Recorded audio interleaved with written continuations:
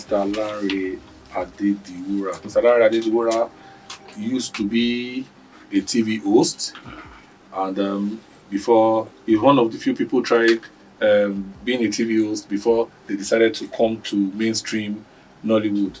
And within the last few years, he has done so many movies. He has been nominated for some of the biggest awards, and he has even won some. Lanre, you're welcome to. Thank you so much, Mr. Sheon Lokwitwi, and thank you to the co-host on the show today. My name is Lanre Adediwura. Fortunately, I've been in the industry before trying broadcasting. Okay. So I need to say that and just clear it. I mean, some persons see some of my movies and they go like, oh, what a throwback. You know, I've been there for way back 24 years ago. This year makes it 25. And yeah, I'm not a vampire, but it's all good. But apparently, it's just a testament to the fact that I didn't give up on myself. I knew exactly why I started. In 1997, I haven't seen Ogmawuyaya. By 98, I registered with ANTP and AGN at the National Art Theatre, NCSC Hall to be precise. You know, so I mean, it's been a struggle, no doubt. I've tried so many things. I call myself a thespian because I do almost every work of art. I was once a dance choreographer. You know, I was going to primary schools, had people working with me, take one dance or the other, and I get paid for it. You know, I tried my hands on chanting. I had a couple of events where I go to chant, Masu Jala and all that, you know. I tried drumming. I tried so many things. I mean, so a fan of mine who happens to be an uncle called me one day and said, Larry, you need to choose what you want to do, really. I mean, your page is flooded.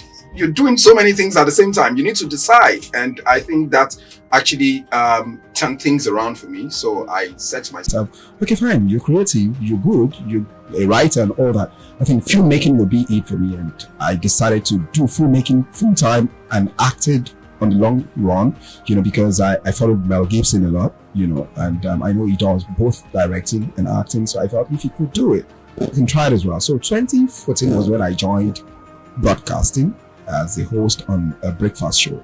And I felt like a bird in a cage. I mean, I salute everyone doing broadcasting today, but it's not easy. You know, having to do the same thing over and over again. It felt like my life was just on a triangular movement. Studio, the guest house, event, studio. I had practically no time for any other thing. So rather than just enjoying the job, I was really, you know, nagging around the office almost every day. So I suggested to resign in 2017 and pursue the right dream, something that gives me more, you know, freedom and joy. And that's why I came back. And the rest has been, you know, God's grace and, you know, greatness. That's it. Okay, so I heard that, you know, from what you just said, that you registered with the ANTP at the time, and this was a time when your young people didn't see the need to join any particular, you know, group to be part of the industry. And we see that today, that a lot of, you know, people who come into Nollywood just, you know, just because they can audition for a movie or a play and they get on screen and they feel that is, you know, they've arrived. Do you think it's important that they follow through the process like you did? It is highly imperative. I mean, again, pad is there until it is operated. So it remains a game pad. Somebody needs to activate it. Somebody needs to use it. So your talent is in you, but you need an activation. So sometimes I tell people, you're all actors, we're all actors. But some ways we need a code to activate that innate ability in us as an actor. And that is what you can always get in, you know, in a process of tutelage. You need someone to put you through. I mean, I trained severally locally. You know, I was under the then Chief Femi Robinson of blessed memory, the headmaster in Village and I trained under him. You know, he was the one that first introduced me into radio broadcasting, and that was Down Memory Lane with Femi Robinson. You know, I tried an episode and that was my first time on radio. You know, so you need to get trained, and that's the way you can actually become that authentic actor, that actor that everyone wants to talk about. I mean, today I get, you know, comments and they move me to tears. Comments like, oh, you made the role feel so real. Now, how else can it feel so real if you're not trained? I mean, how else can you feel so real if somebody doesn't tell you that, you're not an actor, you're just a vessel that is meant to let a character occupy him and let that character live through you? You know, so I tell people, if I don't play a character well, I feel like the character is going to come haunting me. Because the character didn't live a good life through me. So as an actor, I'm a vessel for any character created by the writer. It is for me to allow that character to live through me. If the character says I want to be ambidextrous, then I have no choice than to be ambidextrous. So you need to get trained and see, for the fun of it, poverty sometimes will let you know exactly what to do. I think poverty led me to registering. My question is in two ways. Yes. The first one is that you said that you did so many things at that time. Right. Was it because you needed the money? So it wasn't for the money. So this is the background to my story. I was born into a very humble family. My father, a watch knight, securing the Ministry of Education at that time. My mom, a petty trader. She sells pepper. So I hawk practically for my mom. And I grew up to be bullied because I had low self-esteem as a child. I was a slow learner. I was a dullard. I couldn't speak English without an interference of my mother tongue. So my parents were non-literate. They couldn't tell my teachers that I was a slow learner. So they were teaching me on the same pace with other pupils. So each time I don't catch up the pace, they beat me.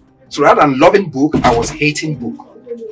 Are you getting it? So growing up, I had always wanted to stand for myself. So people bullied me a lot. So one of my escape routes from bullying was having to join the dramatic club when I was in school. So by joining the dramatic club, I began to play certain roles. So imagine me playing a tout in a stage play. So I started transporting the character into my real life. So the bullies then that I had around me, when they come, I go like, oh, you acted in a play and you acted it out, and people clap for you. That means you could do it well. So I used my mouth to bail myself off the bully, and I saw it was working. So now again, joining acting was just for me to test what it takes to be everything. Because as an actor, you can be everything you want to be. You can be a doctor, you can be a lawyer, you can be a father, you can be a son.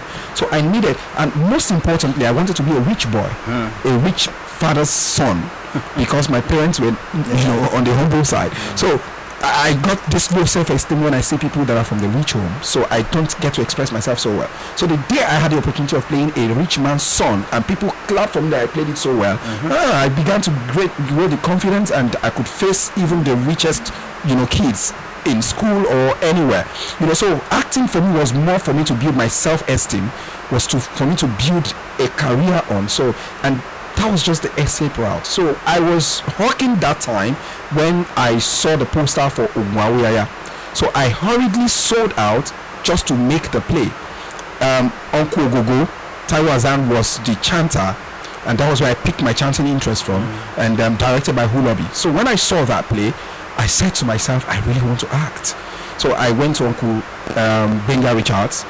They came to shoot a movie that time around my area, and I went to him and he gave me the audience, and I said, sir, I really want to act. And he told me how to go about it. So I went to NCAC Hall, did the registration. And mom won't be angry because I'm taking care of mom now. But I actually had to say this part. How to take from my money. Nice one. How much was the money then? The Nigerian currency has actually been bastardized right now. I know. I think at that time registration was not even up to 1,000 naira thereabouts. This was what year? 1998, and I went to somewhere around K2 Ojota, to register with ANTP on a Sunday evening. That was when I joined Iginla Kakos in Bariga, and the now Lankomo Dubai was the one taking us dance. He would take us the farmers dance that time, and I used to go to different troops, Starlight, and what have you, NCAC or the dance guild. I would peep through, check their dance moves, go back to the rehearsal and teach people. You understand? I had no idea what dance it was, but so sometime I researched and they said there is a dance called Akunwojo, and I said, yeah, Akunwojo, that is the same dance I'm teaching you guys. So I put all dance steps together, and it was really fun, and I was getting knowledge. So I was this boy that was thirsty for stardom. I just wanted to prove a point.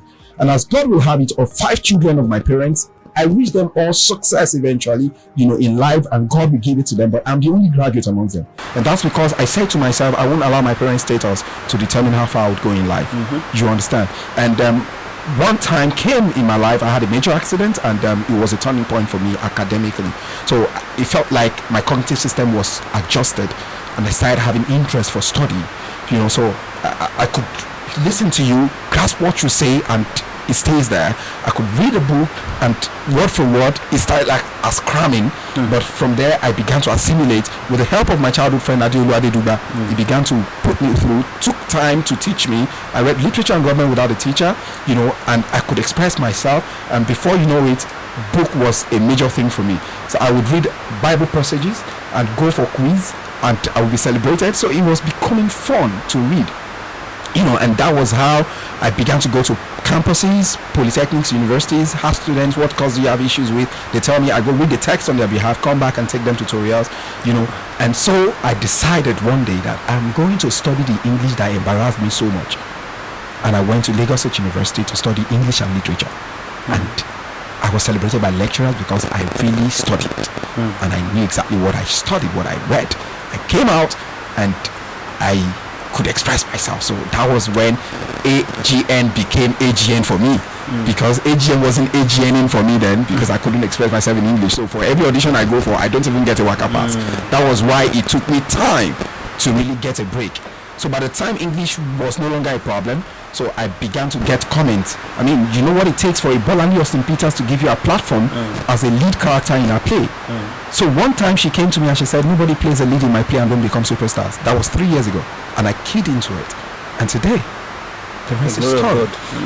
Okay, in your narration, there is one part that I want to go to because of what we are talking about today, which is the struggle of being a Nollywood actor. That's right. A lot of people have complained about the apprenticeship model in Nollywood, right? Because a lot of people have said that it doesn't work well, or it doesn't. Some describe it as almost like slavery, or being a domestic servant at the period when you are doing it. So I want to ask you. You said you joined the Igila course in Bariga. Yes. How was it like for you? Were you serving your boss apart from the normal training? Did you have to go to his house to do domestic chores or anything? Or is there anything you can remember? I feel that people who do that rather are doing it out of desperation, because we need to be very careful. It is not everyone that went through such tutelage that allowed themselves to be slave driven. So I knew what I wanted. I wanted even more than the carcass, right? So I wouldn't let anyone use me. So in my case, it was a self-interest for development. It wasn't that I was too desperate to become a superstar. I just wanted to kill some certain weaknesses in me. So, and the kind of boss I had, the only reason I left Igila Carcass was because in those days, they were usually fetish. And I'm sure some old legends in the industry can testify to it. And I wouldn't use the word fetish as a matter of fact, because we have 3 religions majorly in Nigeria. So if anybody decides to say that Mofe Bogun, I want to go, sacrifice to Ogun, that's the person's belief. But it wasn't my belief. I'm from a Christian home. So when I saw those things then, I felt a bit aback. Right, so those were the reasons why. So when they are going to location for protection reasons, they say, oh, we need to make sacrifices, to whatever he believed in, because he is an Ifa priest in reality. And he owns a carcass, and he's equally an actor. So for that reason, I said to myself, this isn't where I want to really be. So I gained my knowledge in a way, and I moved onto other, places to learn. And that was how I found myself with Chief M. Robinson. When I saw him, he spoke so well, he's exposed. I felt, okay, this one will lead me to exactly where I'm going. And I stayed with him. I've trained with quite a number of persons, you understand? So if you allow yourself to be used that way, it's because you're desperate, you just wanted to be a star, not because you have something deposited in you. And that's why I even say to especially the females who are aspiring to become actors, superstars, hey, no filmmaker will make you a superstar. They will only pave the ways for you to become expressive. Now, listen, the audience are the ones that determine stardom. You can do 200 movies. If they don't want to register your face, they won't register it. You'll have to reintroduce yourself in the marketplace. Oh, you don't know me? I acted the masquerade in Itelba. You will have to reintroduce it. And some persons will do just one movie and you won't be able to pass through your street. They will pull your cloth. You understand? So it is the grace. So if you sleep with 200 filmmakers, you would have you would have only done 200 movies. How? Because the filmmaker that brings you on set for the purpose of sleeping with you will only use you once and move to another lady because he wants to test her on another movie. So imagine you having a body count of filmmakers of waiting to 200. So by the time you find yourself in a gathering where 50 of them are there, how would you feel really? So if you really think of working on anything, don't work on your desperation by going after them. Work on your talent itself. If they reject you now because you don't allow them lay with you, tomorrow when your talent paves the way for you, they will be compelled to use you by an investor they will have no choice than to reject the offer from. You understand? So keep working on yourself. When the opportunities aren't coming, keep working. One day the opportunity will come. In my dictionary there is no luck. It is preparation meeting opportunity. So when the opportunity comes, if you're not prepared, you won't be able to hold it. Okay. I want to ask one more question. You were talking about the fetish thing in that carcass, and we make Yoruba movies, right? And Yoruba movies are supposed to be selling our culture, right? You understand? So what do you have against Ifa worship, for example? Okay, so I need to clear the air. Okay. We are on radio. Yeah. Lanre Adediwura, if you know me for a fact, you know that I have been a cultural enthusiast, a promoter of art and the tradition of art. Right, I do not have a problem with it, but at that time my wisdom, my level of knowledge could not comprehend exactly what they were doing.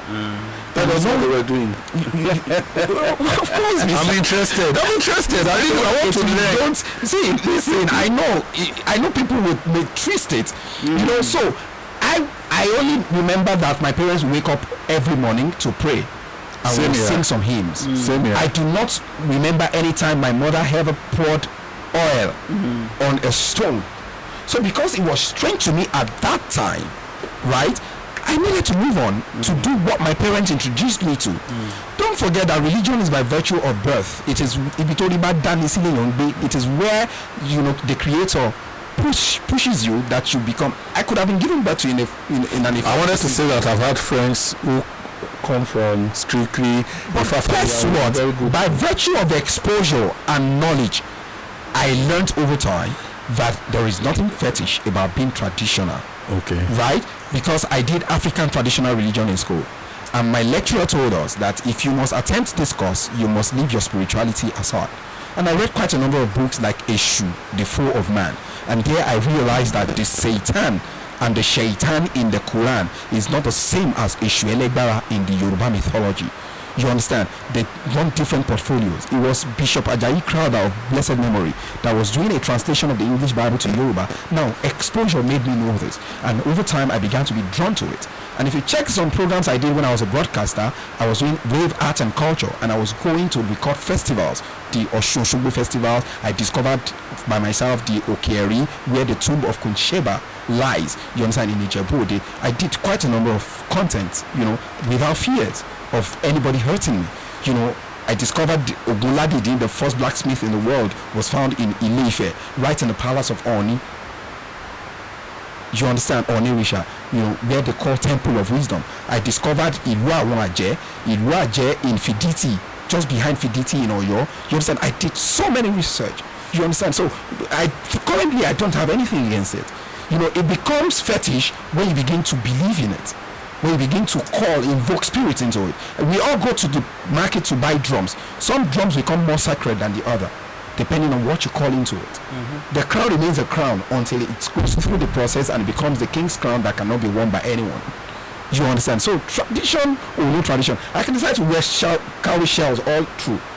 And if you like, biscuit, I can decide to eat in a wosobi or calabash and eat my yam, and by the way, I love yam and palm oil. So if I decide to eat it in calabash, tell me I'm eating sacrifice. It's your cup of tea. But don't forget that calabash was used for food in those days more than utilitarian purposes. You understand? So I didn't have a problem with tradition. So I needed to pay that. I'm interested in the research that you said you've done, like in Ife, and there are a lot of stories that come out of this, traditional institutions, the Benin Kingdom.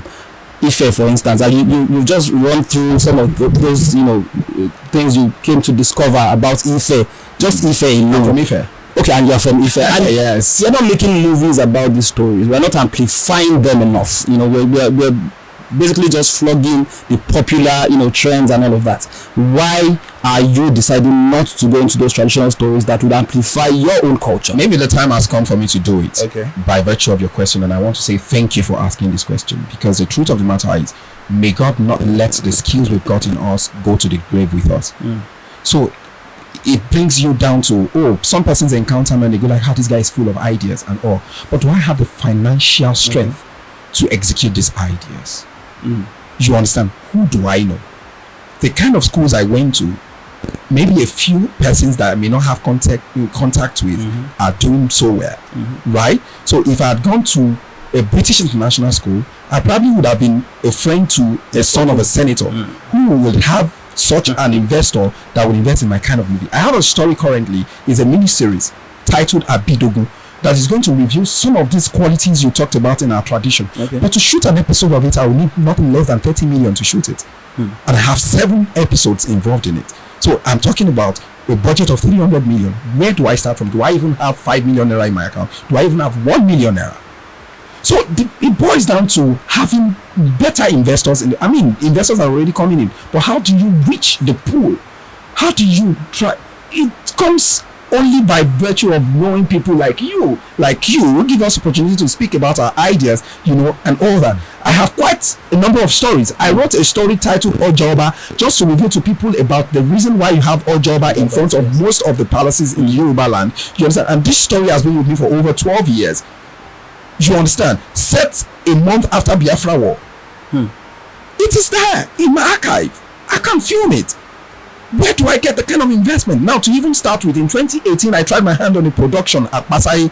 I spent 1.7 million at that time, feeling I have actually done a great movie. Yes, I did a great movie. No filmmaker set out to do a bad movie. Right. Now, by the time the movie was out, I only made 520-something thousand naira back till date. So, to my loss, because by the time I was done, I tell this one, help me post it, and they go like, I don't post films I don't feature in. Must you feature the entire industry in the movie? Do you understand? Maybe now that everybody knows a brand name Midekuti, maybe people can actually pity me and see these movies. You understand? Just maybe. Just maybe. So I want to do stories. I want to do the story on a new Awaje. If I tell you how they came about, they are underdeveloped till date. Because people avoid them. They feel everyone born of that village is a witch. And every woman within the village is equally a witch. But that's not the true story. Chris, where is that village? It's behind Fiditi in Oyo. Okay. It's very close to Tommy's friend's village. Which brings me back to what you said earlier about carcasses, yeah? So you said that, you spoke to a few friends in the industry and they say, okay, I wouldn't post, something that I did not feature on, which brings me to carcasses. Especially in the Yoruba movie industry, this person will say, I am Yinka Kwaju's carcass, I am Ogogo's carcass, I am Femi Adebayo's carcass, and they do not collaborate just because they are loyal to certain personalities. Do you think that portends well for the industry? Well, in general, that is where information is key. First, you want to be a filmmaker, and you have no such information that film is a collaborative effort. As long as you have that in mind, then you will do right in the industry. I feel people are just hypocritical, sentimental, and whatever you want to name it. So Mr. Shewolokoti has an investor. What makes you feel your investor cannot invest in 10 different projects with 10 different people? So you begin to shield this investor from talking to Mr. B because you feel Mr. B is going to steal the investor totally. However, they do that a lot. You understand? Hence, everyone is being careful about introducing their investors to other people. But we can collaborate. But don't forget also that some persons' collaboration does not really work with their persons. Each time they collaborate, they run at lost. So some persons are just meant to be there and do things on their own. I fall in that space. Okay. You understand? Because I'm a perfectionist. So if I'm collaborating with you and you don't share my kind of vision, then we'll have a problem. If your interest is in getting some cash back to yourself, You understand? Maybe we have a budget of 50 million and you're only interested in how you can get 10 million to yourself. Where I am hoping that I even get more so as to achieve the right gig, then we can't collaborate. So I'd rather want to do it by myself and express myself on the project until I achieve what I really want. You understand? Hence, I call myself a lone ranger. You understand? People will come, smile at you, but behind you, they'll spoil you. You know, my greatest depression at a point in the industry where I attempted suicide twice, and it cost Lateef Adediwura to really notice me in some of my posts, and he called me. We spoke for about 45 minutes, and that was the period where some persons will go, "Oh, Lanre is a great actor, fantastic actor, but you do 10 movies, I'm not there." Must I be loyal to you before you invest? It is business, bruv. You understand? Stop looking out for loyalty. If you want someone to be loyal, go meet your siblings. They'll be extremely loyal to you. If I choose not to be loyal, now it is different from humility, because the industry where I'm from, they find it difficult to draw the line to dichotomize between what pride and principles means. So when you're a principled person like myself, you know, where you can bring me on your set and keep me hungry. If my principle, you want the best of me and I haven't got my food at 4 p.m. and I'm fuming, that is slave driving. I won't take it. Or you bring me on your set and my room is not conducive for me, and you want me to be in my right frame of mind, because sometimes you feel you are done shooting for the day. I'm back in my room to study the script so as to get the better interpretation the next day. So you're not there because I've shut my door, so I need a conducive space to achieve that. And it is to your advantage that you give me a room worth 8,000 naira where there are bed bugs and rodents running around, and you expect me to be fine and I shouldn't speak out. And the moment you speak out, you are their enemy. So they begin to blacklist you. Something happened while I was filming Wura, and it was mentally derailing for me. And that's because people don't even know what I was going through right while filming. And at a point, I couldn't hold it any further, you know, because they kept burning bridges of people I had built over the years while climbing the ladder, you know, and I had to speak out like, I'm depressed, should anything happen to me, XYZ. Till date, I had sent several apologies, having realized that maybe I took it a bit too far, which tells that I am human. Until date, that person had remained as petty as possible, not to even read my messages or forgive me or say anything. I'm sure that person must have blacklisted me to some persons and say, don't use it as a producer. And I'm very certain that of the 10 people, you know, that he must have reported to, maybe 3 had worked with me, and they can tell that Lanre is very professional in his job. Right. So they don't even look out for the professionalism, they look out for people that can lick their boot. I'm not an hypocritical book licker. So don't expect me to be your friend when you're not giving me the right thing on your set. So I am principled. Some person met me today and sent me a script 3 days ago, and by the time we met in the office, he said, "Have you read your script?" And I said, "I've read it." And I started analyzing the script. He said, "Wow." I said, "Yeah, you're filming on the 24th. And I've read the script now, and by the time it's close to that time, I will reread again for better interpretation." That is how it is meant to be practiced. Not when you get on set and you're asking continuity. So can you story here? You understand? You know, so I will read it because you paid me for it. That is why you should treat me well on your set, because I've dedicated my time to do an interpretation to your role, to your story. So let me just ask you this question. So what role do the Actors Guild of Nigeria, for instance, the professional organizations that you are supposed to be signed up to, what roles do they play to standardize the industry? Okay, so you cannot give what you don't have. Okay. When you give nothing, you cannot get nothing. We have people that are self-centered with self-interest in most high places, and they do not give room to those who have the better ideas that have evolved over time. You're talking about the guild. The guild. Okay. You understand? There was a time when I was supposed to make a meeting with the president, you know, the usual meeting they make with entertainment. I was sent an invite with the presidential, stamp on it and all that. You know, I was excited. I was like, maybe for the first time somebody is going to hear me out. I would express myself to the fullest, and maybe the Mr. President will know that this guy is full of ideas, is the one we should really talk to. You understand? Because I have quite, bubbling ideas in my head. And a few weeks to the time, I just noticed that they took me out of the list. And by the time I saw the event eventually, with all due respect, the veterans are the ones there. You understand? But the truth of the matter is, do the veterans understand the involvement of the industry? Are they 1 million and 1 times up to date on social media and know the demand of the young generational actors and filmmakers? do they tell the right thing that the industry really needs to the president? So are they only not interested in what they will share at that point at the meeting? I'm sorry, hold me for it. Ban me from acting. I will survive in my way. But I must say it, over time we've practiced on that mediocrity. The wrong set of people meet the right people that should invest in the industry. See, Hollywood I know, Bollywood I know, Nollywood I do not know. Do we even have a place?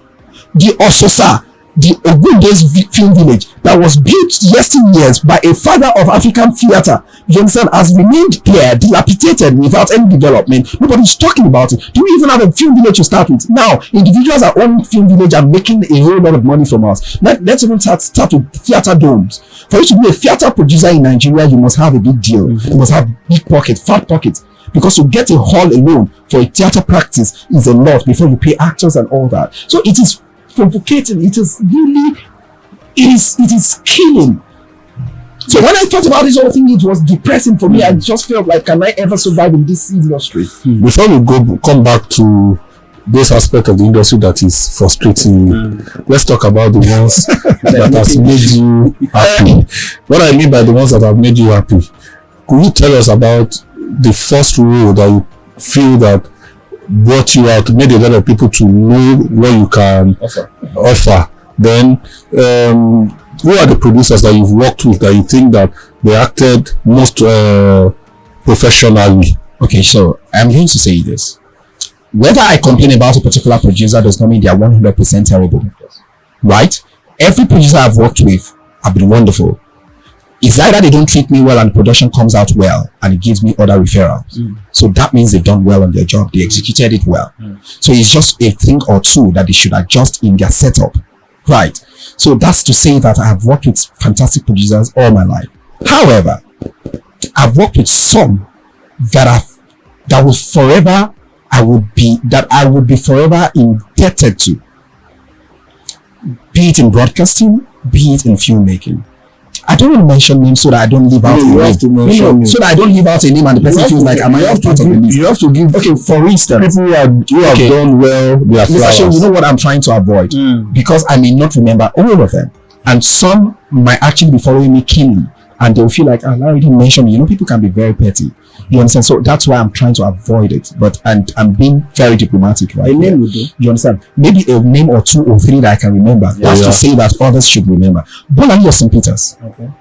I would forever celebrate her.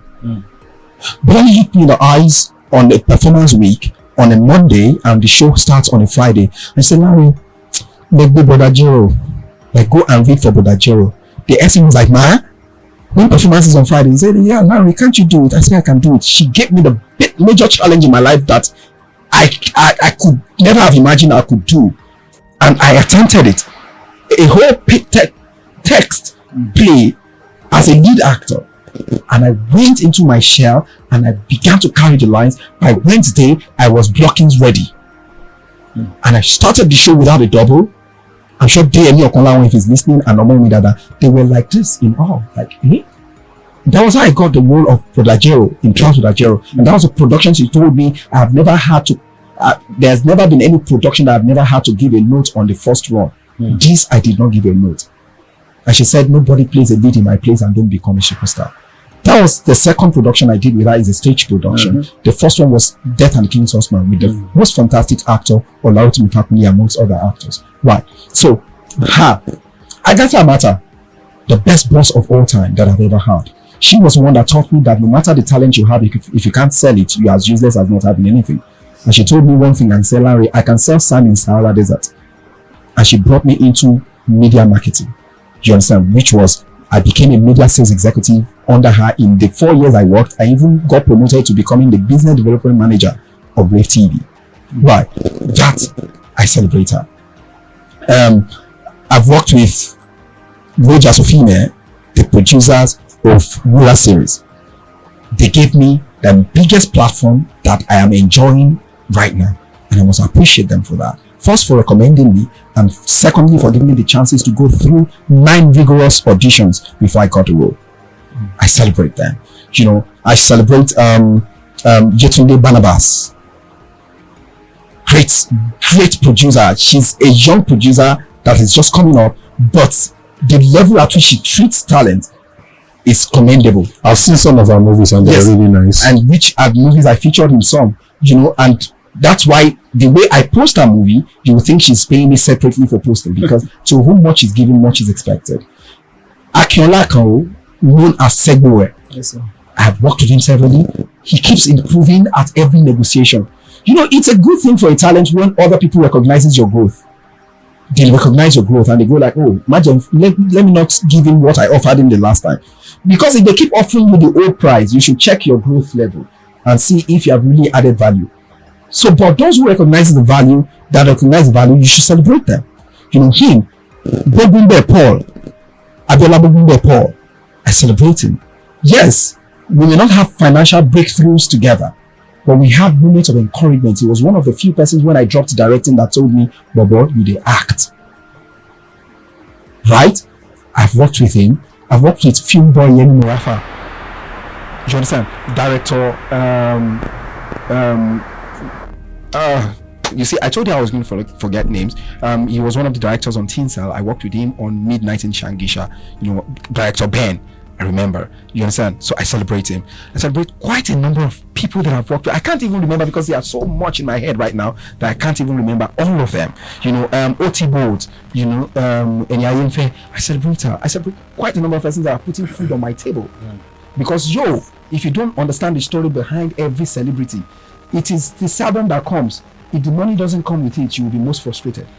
Okay. I keep telling people I have a blind father to take care of at 90. I have a mother managing diabetes and blood pressure. If you don't give me this job, how do I put food on your table? I have 2 kids as well to take care of and a wife. Okay. Yes, a very lovely wife.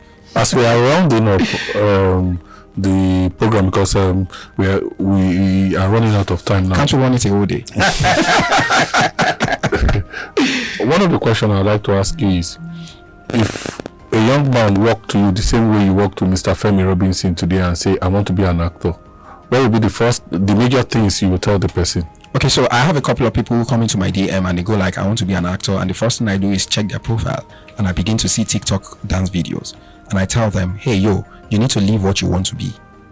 So don't follow the bandwagon by saying I want to post TikTok videos. Post monologues. You understand? That is where I want to see if you're really interested in it. I mean, right in front of Chief Femi Robinson, I began to act just to show him. No kidding.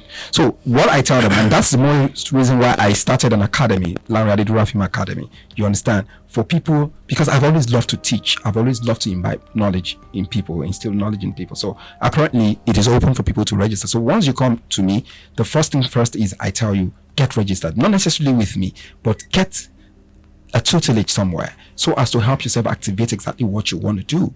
You understand? Some persons are lucky, they are born actors. You understand? You don't have to get a tutelage. You will learn on the job. We've had people who learn on the job. But how many persons will give you opportunity to learn on the job? You would have spoiled 3 different jobs that won't make the waves before you learn on the job. So I'm gone at the days when people try to experiment with their movies. Everybody wants to make back money right now. So let me just quickly ask. Streaming platforms have made making movies a bit more easier, so to speak. Like, we have more movies on YouTube, for instance, and there are low budget movies, and like you said, you need a big budget to shoot your movies, and we are looking at seeing your movies on streaming platforms, which would cost you even less, even for a start. So why are you not making use of the streaming platforms to make your movies? We all dream differently. Okay. Right. All my life, I have never had to film for any local marketer. Okay. Because I feel the essence of coming to do the job was not because I was hungry. It was because I wanted to make something that will make a mark even after I'm gone. Right. So the kind of money they will give me to produce is just the money for equipment. Okay. So where do I start from? How do I get the talent on board? So I'd rather not go there. And that's why I did not get so much to work on. You understand? But a few I've got. In fact, my wife had to fight me at a point. I use personal funds to complete the job because I just want everything perfect. Imagine you not budgeting a mini Jeep and you not get on something. You go like, more short, I think I'll need a mini Jeep. And you just dive into your own personal account and say, Eba, me mini Jeep for 10 days. That's the kind of person I am. You understand? So I know my dream. I know my place. If a Kunya for Lion hadn't followed through his dream, he would probably be shooting YouTube content by now. So it might take time, but it will happen eventually. Exactly. I don't have to let frustration limit me to what I don't want to be. But you once said that you wouldn't do what Femi Adebayo did by shooting Ageshikole, that you couldn't take that kind of a risk. Well, I said it, but that's because I don't have it. You don't understand. You see, because I've had to do it in my own little way by delving into my own account.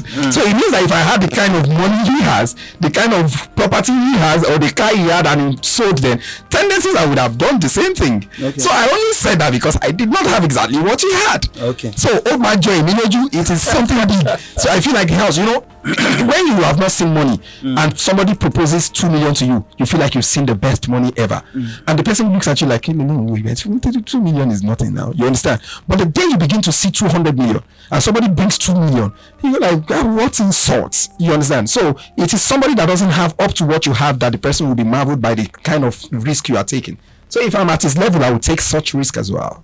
I will, gladly. Okay. It will be unfair not to talk about your wife. You've mentioned your wife about 3 times. I have to mention her again. During the course of this Lanre Adediwura. Tell us, actors are known to go for days on location and the rest of it. So my question is in 2 ways. How are you able to make the family balance it up? You have 2 kids. How old are they? My son is 7, he will be 8. My daughter will be 3. Okay. How do you balance being a father, an husband, and an actor? Okay, so that's because I trained a father in my son. Okay. So that when I'm not there, he will man the house. Yeah, no.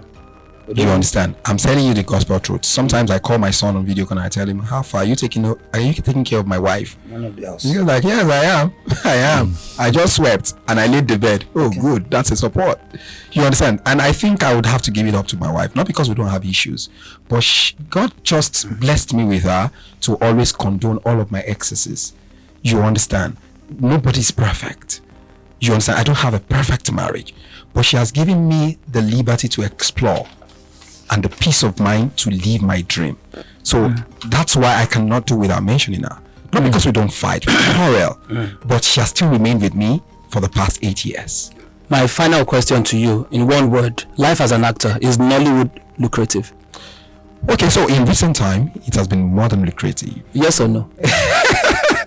How do you expect me to tell you it's not lucrative when I'm in the industry? Why am I there if it's not lucrative? Okay. It is extremely lucrative. Okay. I mean, let's be sincere with ourselves. Do you have another business you do apart from Nollywood? Okay, so I have another business, right? Which is, I run a clothing line aside with my wife, right? And as a matter of fact, I'm an MC. You understand? I do MC, I compare for shows. You understand? And I sing. I have a band where I play juju. Sometimes. Okay, my last question, and you must answer in 30 seconds because we are running out. Wow, what a hot seat. Let's go. At some period in time, there were stories on social media that you were brutalized by a police woman. Yes. What happened? A story I don't want to remember anymore because it gives me PTSD each time I remember. I woke up this morning to a news of a police officer shooting down 2 guys in Anambra, and each day I read news like that, I break down because of a country that I found myself. I just wish sometimes when my mother was pregnant, she just traveled to Cotonou or Ghana and I become a citizen there. But you won't be in Hollywood. Scary. I will be in Hollywood, something or Cotonou. So because the truth of the matter is, it's still a nightmare to me that I left home that morning and I couldn't return home and I slept in Kirikiri. Yes, and because some officers were trying to be mischievous. The officer tore her uniform by herself. Thank God a video camera caught her while persons were saying, Otin Yasomore alone, she's tearing her uniform by herself. That was a video that saved me. And because I was smart with my smartphone, I went live. And well-meaning Nigerians began to post it, and that was when it went viral. I don't want to start mentioning names of people that helped me. Rugged Man, Karuni, Biola Adebayo, Jigon Baboja, Mr. Latin, and what have you. You understand? All of those people were the ones that helped me and did not allow me to stay more than 24 hours. I remember that I was called. And you were called too, God bless you. I remember that, people, bloggers reposted and all that. But it's still a nightmare for me. April 11th. 2019. It's 5 years this year, and I was intentional this year not to remember the date, and I thank God I skipped and I didn't remember it. Okay, thank you so much for coming. Thank you. I hope that next time when we call you, you will come, and I hope that somebody listening at home I learned something about how to persevere to be an actor and how to trace their steps. That's right. When we were reading the news, we forgot to mention the fact that one of the big veteran in New Masquerade, the wife of Chief Zebediah in New Masquerade, Overeria, she died at age 81 this week. We pray that she finds peace. Our children had confirmed the death. You understand? Thank you so much for listening. The conversation continue. You can follow us on our Instagram page, YouTube, and also on Twitter. Thank you, Lanre, for coming, and I hope you so much. Another time you come. We learned so much from you today. Thank you. I learned from you too. And thank you for the hot seat. I know you'll begin to chop these videos now, and reactions will be coming. I'm waiting.